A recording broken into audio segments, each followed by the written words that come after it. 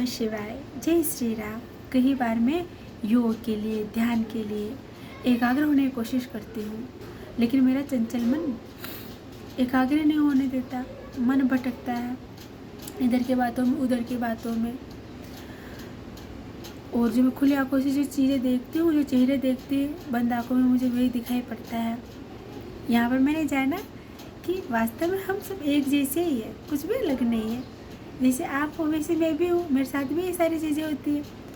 और जैसे मैं हूँ वैसे आप भी हो, बिल्कुल।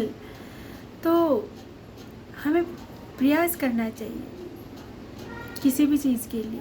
अब यहाँ से मैंने बहुत कुछ सीखा है। आपने कहावत सुनी होगी बड़े बुजुर्गों के मुँह से कि जो होता है अच्छे के लिए होता है। अब यहाँ पर मैंने बहुत कुछ समझा, सीखा। इस भौतिक जगत की मोह माया का अर्थ समझा कि यदि मैंने बंद आँखों में इस भौतिक जगत को नहीं देखा होता तो मैं कैसे जान पाती कि शांति कहाँ है और अशांति क्या है, कहाँ है। अब कई बार हम इस भौतिक जगत में ये साधन संपन्नता को सच्ची खुशी समझ बैठते हैं ना, कि मेरे पास इतना धन है, अब मेरे सब वैल्यू करेंगे, सब में मुझे पूछेंगे, और पूछ भी रहे हैं। धन की ही आज इस समय कदर। लेकिन कई बार मान लीजिए कोई धनवान व्यक्ति है तो उसको ऐसी चीज़ आ गई कि वो पर से अर्श तक आ गया या अर्श से परस तक चला गया। तो पर से अर्श तक जाओगे तो बहुत खुशी मिलती है भौतिक जगत में होने की वजह से। और भौतिक जगत में होने की वजह से जब हम अर्श पे होते हैं और परस पे आ जाते हैं तब हम सहन ही नहीं कर पाते हैं। उलझे हुए हैं ना भौतिक जगत में, खुद में नहीं होने की वजह से। जब ऐसी बात हो जाती है तब हम इतने दुखों का पहाड़ ही टूट पड़ता है।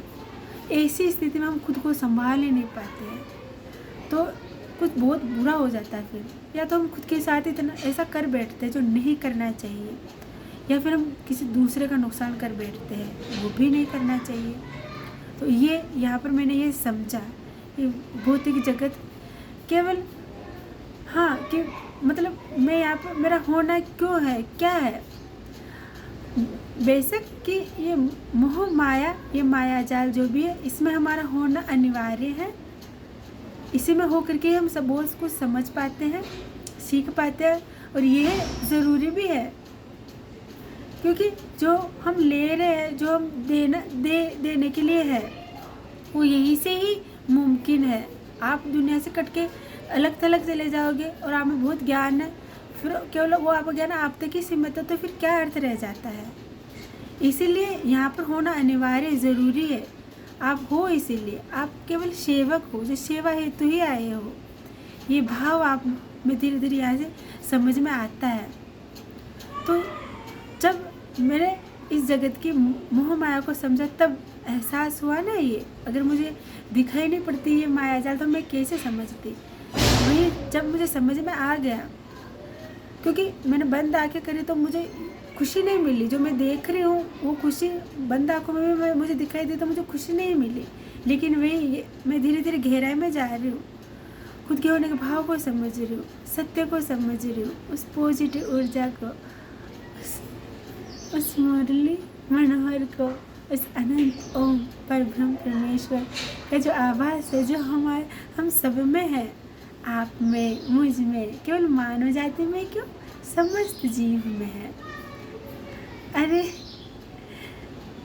ये जीवंत ऊर्जा, ये जीवंत प्रकृति यही तो दर्शाती है कि ईश्वर सब में है, यही है।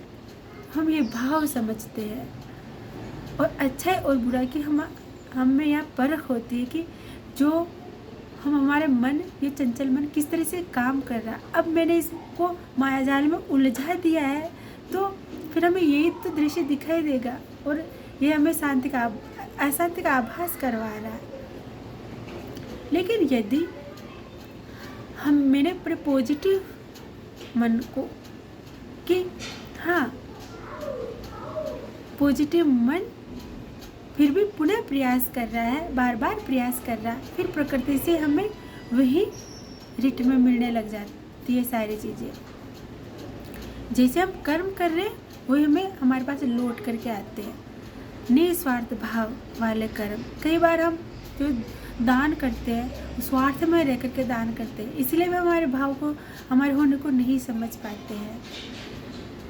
वही दूसरी ओर अगर आप निर्धन हो लेकिन आपके भाव निस्वार्थ है और आप बेशक धन का दान नहीं कर पा रहे हो, असमर्थ हो, लेकिन आप प्रेम से, वाणी से, कर्मों से तो कर रहे हो ना, वही आपके निस्वार्थ भाव आपको शांति की तरफ लेकर के जाते हैं, जो आपको पर से अर्थ तक पहुंचाते हैं।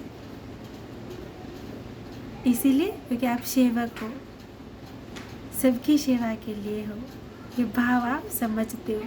हर जगह सीखने को मिलता है, बस सीखने वाला होना चाहिए। हम एक दूसरे पर निर्भर है, एक दूसरे से सीखते, एक दूसरे से लेते और देते, इसलिए अहंकार नहीं होना चाहिए कभी भी। ओम नमः शिवाय। जय श्री राम।